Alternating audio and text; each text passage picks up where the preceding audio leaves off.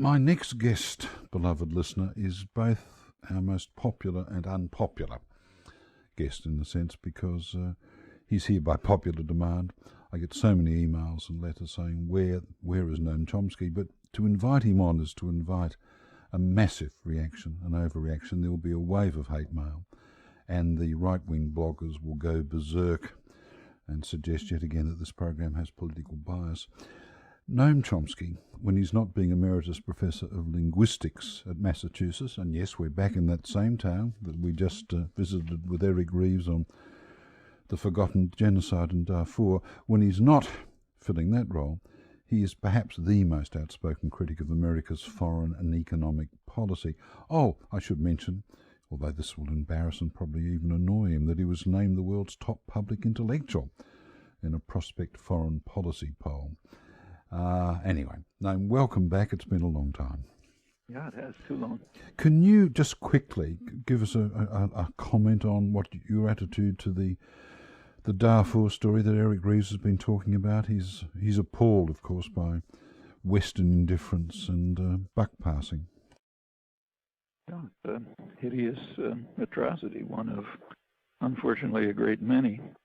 And it's true that the West has been doing much too little to do something about it. On the other hand, it's a complicated one. If you, there are several factors that have to be dealt with. I mean, it's easy to say, let's just solve it, but you have to ask what are the consequences of the actions you take. Now, for one thing, there's a civil war, and the U.S. played a pretty decent role, I think, in mitigating, possibly even overcoming the civil war, which was tearing the country apart and is part of the background for what's going on in Darfur. After that, there's the question of how to deal with the Darfur massacres themselves, which are still going on. There is an African Union military peacekeeping force there. They're very short of, they have a limited mandate, first of all. And they have restricted logistical and other capacities. One thing that could certainly be done is to give them a lot more, provide them with the facilities and possibly even the mandate, which would allow them to act more forcefully to both to give humanitarian aid and also to protect the people. Another question is bringing in some kind of UN peacekeeping force. That's been on the table for quite a while, and my own personal feeling is it should be done, but it's, again, difficult to figure out exactly how to do it. So, for example, I don't think any of the Western powers, certainly not the United States, have been willing to provide forces for it. How much assistance they'd be willing to provide is open. The matter was delayed I think it was last March, because the mechanism that the Security Council wanted to use was to present the issue to the International Criminal Court, which would then threaten or some serious criminal sanctions, and that would be the framework in which the UN peacekeeping force could enter. But the U.S. just flatly refused to allow that because it wanted any dealings with the ICC, so that was delayed. And it's just complicated. I mean, you have to ask what are the consequences going to be to any action you take. Incidentally, it's rather striking that there are other horror stories, which are many of them much worse, which could be overcome or certainly significantly alleviated in much easier ways. So, for example, take, say, Southern Africa. There are an estimated about 8,000 children dying a day from hunger and easily treatable diseases. That's Rwanda-level killing, and not for 100 days as in Rwanda, but every day. And to overcome that, at least according to the specialists who work on it, would be, including well-known economist Jeffrey Sachs, would be cost pennies for the Western countries. And there's no questions about the consequences of intervention of one sort or another, which are always difficult to evaluate and estimate. And that's only one example. There are plenty of others. You told the BBC recently that you saw the biggest challenges facing us in 2006 are the threat of nuclear war and environmental catastrophe. In that order, Noam? Well, it's hard to. Here I was quoting a well-known international affairs specialist, former NATO planner Michael McGuire, writing in International Affairs, the British Royal Institute Journal of International Affairs. He pointed out that these two threats are enormous. They're both threats of survival, but they're different. The threat of nuclear war, which is there and is in fact increasing, and you can't exactly put a subjective probability on it, but it's much too high for any sane person to tolerate. He pointed out that that one can be ended. We know the mechanism. There are known means to terminate it. Furthermore, if it takes place, it's really could be terminal. I mean, decent survival is essentially over. In contrast, the threat of global warming is coming. You don't know exactly when. The question of how to deal with it is by no means certain. We can be pretty confident, in fact, there's an overwhelming consensus of scientists, that the longer it's delayed, the worse it's going to be. But it's, and potentially it could be on an extremely serious scale. So these two threats are not really commensurable. They're different kinds of threats. You can't say which is worse than the other. But what we do know is that the extremely serious threat of nuclear war, what Robert McNamara, former defense secretary, calls apocalypse soon, and he stresses soon, that can be overcome. The threat of environmental disaster can be mitigated. Exactly whether we've reached a tipping point at which it can't be overcome is uncertain. The last time we spoke, and comes as a shock, was a month after 9/11, 4.5 years later. I know you're giving more speeches each year since the attack. 4.5 years later, what have been the ongoing effects you've observed on the American people? Well, the effects were pretty immediate, and they've simply expanded since. There's a dual effect, a very striking effect. It's worth remembering that the United States has been an extremely insular society. People didn't pay much attention to the outside world and didn't know much about it. For many, and partly because the security was so overwhelming. I mean, last time the U.S. had been under any real threat of attack was in 1814 when the British burned down Washington. And it's essentially been a dominant power. It's attacked others, but it hasn't been attacked. The 9/11 opened a lot of people's eyes. It made them feel we better learn something about the world. Not just George Bush's mantra, why do they hate us? But let's find out what our role actually is in the world, and what are we doing, and what's going on, and cause of the reactions, and so on. And that was felt immediately.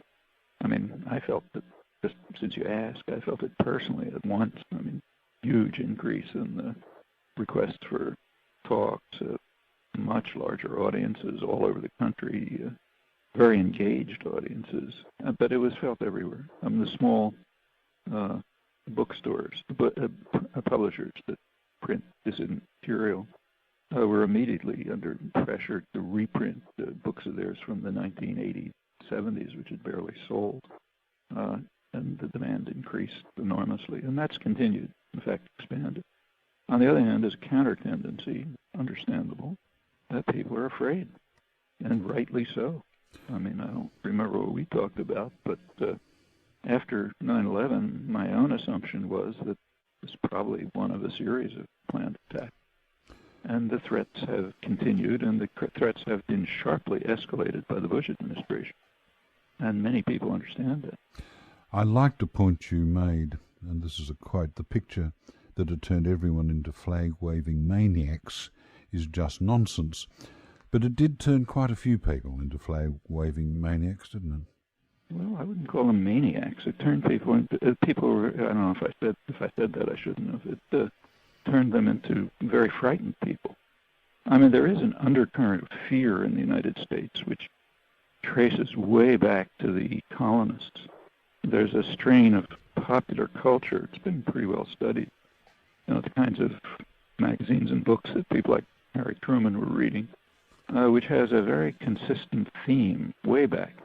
The United States is under threat of destruction by some overwhelming force, and at the last minute, a superhero or some unimaginable new weapon that's invented saves us from disaster.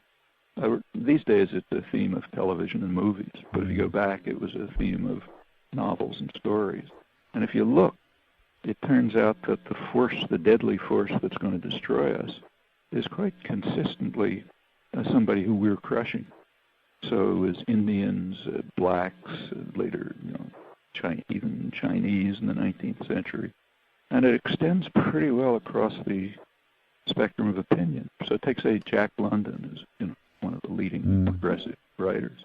He actually wrote stories about a century ago urging that the United States destroy the population of China by bacteriological warfare, because that's the only way we can save ourselves from their insidious effort to infiltrate and take us over. Well, as you know, we had a white Australia policy, which came out which came out of progressive opinion as much as anything.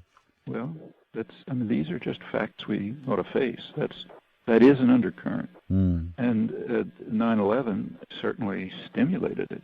I mean, at this point, it wasn't just somebody writing a science fiction novel. Something real had happened. My clumsy reference to flag-waving mania wasn't addressed to the American people as such, but more to the administration, because we inevitably have to talk about Iraq. And I know that even you have been surprised at how the invasion has turned out. Very surprised. In fact, maybe more than most people. I assumed it would be a walkover. It would be over in a week or two, and that it would be one of the easiest military occupations in history. And it's amazing that it isn't. I still think it's amazing. There was every conceivable advantage. I mean, the country was being held together with Scotch tape. It had extremely limited military forces. We now know, we didn't then, that the U.S. and Britain were bombing heavily and systematically for about a year prior to the invasion, just to make sure that there would essentially be no resistance. We also know that Iraqi officer corps was being bought off, which wasn't that hard because they could understand that resistance is inconceivable. And there was no support for any resistance. It's not like, say, the partisans in occupied Europe who had enormous outside support would have been wiped out without it. Here was a case. Furthermore, the invasion eliminated two murderous and brutal regimes. Two. We're only allowed to talk about one, but it's in fact two. One is Saddam Hussein, and the other is the sanctions regime, which was devastating to the population. Killed, nobody knows how many. We don't count our victims, but could be 1 million people. Wiped out the civil society, undermined protest against Saddam Hussein. Iraqi dissidents were bitterly condemning it because it was eliminating any possibility for a organized, functioning civil society to send the tyrant the same way as a whole host of others that the U.S. and Britain were supporting. Ceausescu, Suharto, quite a long list. The other night we were discussing the German occupation of France, and I was astonished to learn that there was really only a couple of thousand troops, and German police was enough to keep France in order. And as you say, here's Iraq with this immense amount of boots on the ground and planes in the sky, and as you say, the country falls apart the more you push it. And that, I think it's one of the worst military catastrophes in history. The same is true in the Russian-run Eastern Europe. There was a scattering of Soviet troops around, and the iron fist is always poised in case anything goes wrong. But the satellites were run by domestic civilian and security forces, rather like occupied Europe. And again, iron fist in the background. Central America's run pretty much the same way. But in Iraq, the incompetence and arrogance and stupidity of the Pentagon planners was so extraordinary that they turned what should have been a very easy military occupation into a catastrophe. Now they're in real trouble. So you don't join George and Tony and our own Prime Minister in heralding the recent Iraqi elections as an important milestone in building a strong democracy? Well, it's quite the other way around. I was always in favor of them, and I praised them at once as a very significant achievement. But bear in mind, I don't know about Howard, but Bush and Blair tried in every possible way to prevent the elections. There was scheme after scheme introduced, caucuses, this, that, and the other thing, a U.S.-run written constitution, in an effort to prevent elections. And the fact that elections took place was a triumph of nonviolent resistance, not the insurgents, obviously, but there was massive popular nonviolent resistance for which the Ayatollah Sistani was kind of a symbol. But if he issued a fatwa, hundreds of thousands of people poured into the streets. The U.S. and Britain simply couldn't resist it. So they finally had to permit elections. Of course, they took credit for them after having tried to eliminate them. But yeah, I think it was a significant achievement and one that is very worrisome. And you see it as inconceivable, don't you, that the British and the US would allow a sovereign, independent Iraq. That's just not in their interest. Well, they're certainly doing everything they can to prevent it, and you can understand why. I mean, just think of the policies of a sovereign, relatively democratic Iraq. What are they likely to be? I mean, if it's moderately democratic, it'll have a Shiite majority. That means policy will be largely set by the Shiite majority. That Shiite majority much prefers friendly relations to Iran than hostile relations. In fact, they already have pretty close relations. A large percentage of the clerics come from Iran. Ayatollah Sistani is one of them. One of the major militias that's running the south, the Badr Brigade, was trained in Iran. Relations have since improved, economic, social, and others. The U.S. and Britain complain about Iranian interference in Iraq, as if occupying the country with 150,000 troops isn't interference.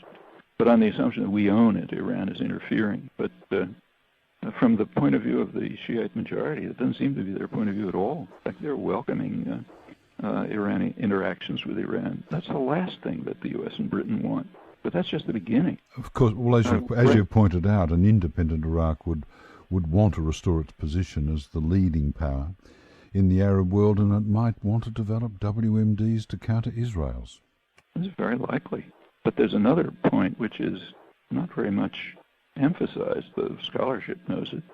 Right across the border in Saudi Arabia, it happens to be the area where most of Saudi oil is, and it's an area that has a Shiite majority. Now, they've been bitterly repressed by the U.S.-backed tyranny. There have occasional attempts to gain some rights have been crushed, but with moves towards some degree of sovereignty in Shiite Iraq, it's stimulating movements towards, not independence, but at least more autonomy there.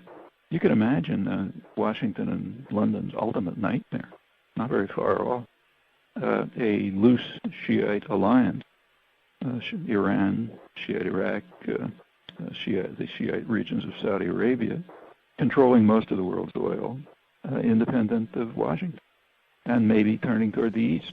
I mean, China, Europe can be intimidated. China isn't intimidated. They're investing. They're even providing military training and arms, not only to Iran, but even now to Saudi Arabia. I know you must be weary of commenting on the Danish cartoon saga, but would you mind one more comment? What do you think? Well, I think, of course, any newspaper should have any right to publish anything it wants. So if the Australian press wants to publish vicious anti-Semitic caricatures of Moses and Jesus, in my opinion, they should have a right to do so. in the United States, they would have a legal right to do so. Should they do it? Of course not. A lot of things you have a legal right to do, which no sane person would do. And in this case, it's even worse because they're caricaturing and ridiculing a domestic minority, which is an oppressed minority, and a society which has been under Western attack for centuries. So it's even worse. On the other hand, yes, they should have a legal right to do it, but the posturing about freedom of press and speech is just disgraceful hypocrisy. Freedom of speech is not protected in Europe. Well, no country that I know of, certainly not France and England. I mean, Germany and Austria have their own special problems, so we understand why they don't protect it.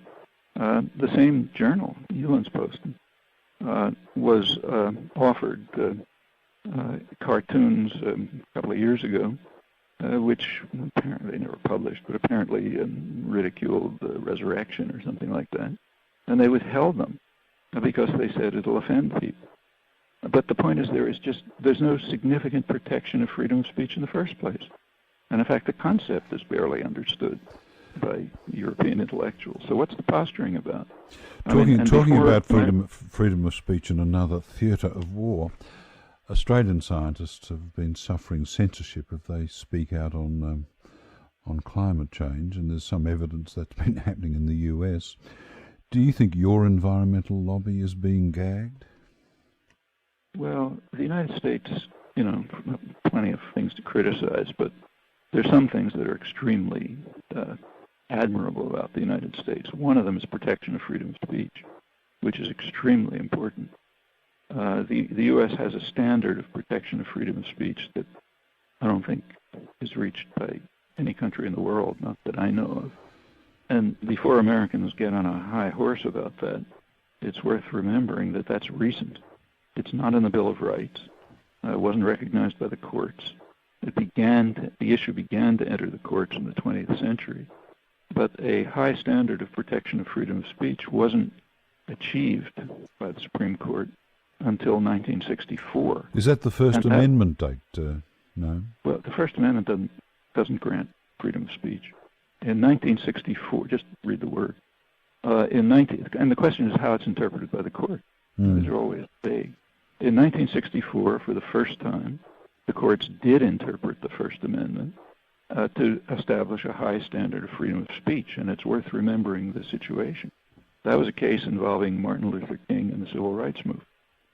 In the context of that popular movement, the court did protect the right of Martin Luther King and the Civil Rights Movement to freedom of speech, and in doing so, they struck down a sedition law of 1798 for the first time.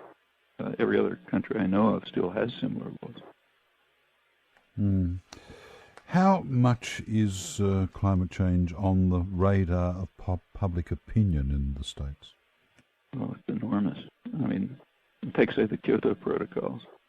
The population so strongly supports the Kyoto Protocols that a majority of Bush voters think that he supports them, literally. Well, this is, at least, I don't follow Australia, of course, but here there's a remarkable gap between public opinion and public policy, and this is just one of many examples of it.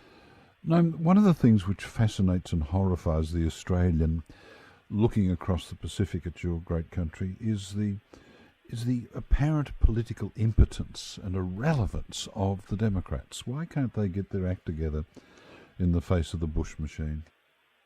It is pretty amazing. The last couple of months have been astonishing. Every week the Bush administration shoots themselves in the foot in a novel fashion, and the Democrats gain nothing from it. The only thing they gain is that the Republicans lose, but they're not an opposition party. Part of the reason is pretty much what Bush says.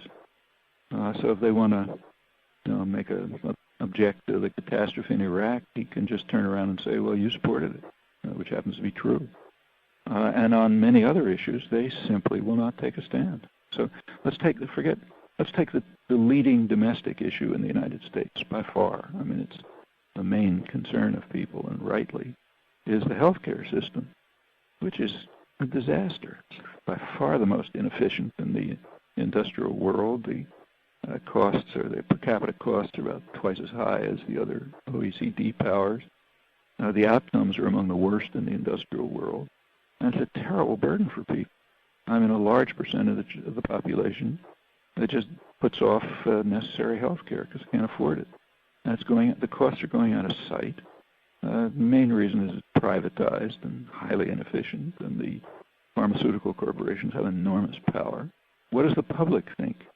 Well, a large majority of the public, runs around 2/3 or higher, depending on how you ask the question, has long been in favor of some kind of national health care system. I mean, when you ask here, they say Canadian-style system.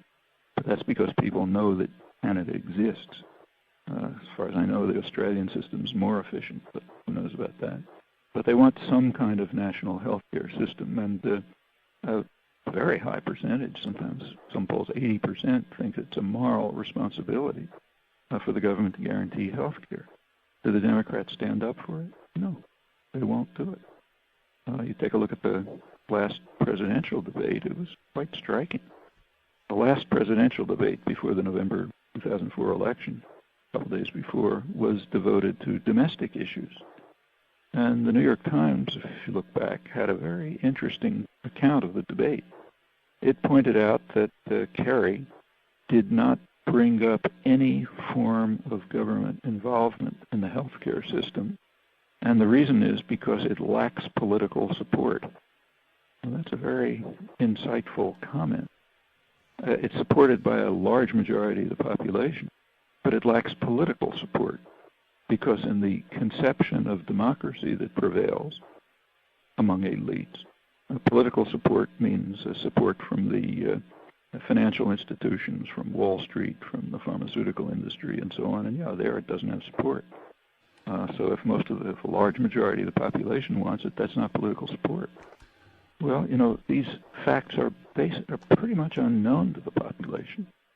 For example, right before the November elections, there were major studies undertaken by the most prestigious institutions of public opinion, and they were dramatic. I mean, they showed that on issue after issue, both political parties are well to the right of the population. Mm. Well, in a functioning democratic society, that's important information before an election. Noam, thank you. Thank you once again. That's a tonic to all of us, and I'll let you go off and look at Law and Order, which I understand you still enjoy. Yeah, I've got to relax. Okay. That was Noam Chomsky, Emeritus Professor of Linguistics at MIT. And that's a wrap. That's a wrap for our little program. Don't forget our new old program on Friday nights. That's Classic LNL after the news at 10 p.m. and it's repeated on the Sabbath morn at 4 a.m. So look at it or listen to it before you whiz off to Mass. But before I go, I'd like to thank the LNL team. Sarah Karnofsky, Sasha Fegan, Chris Short, Paul Goff, and EP Chris Bullock. See you later.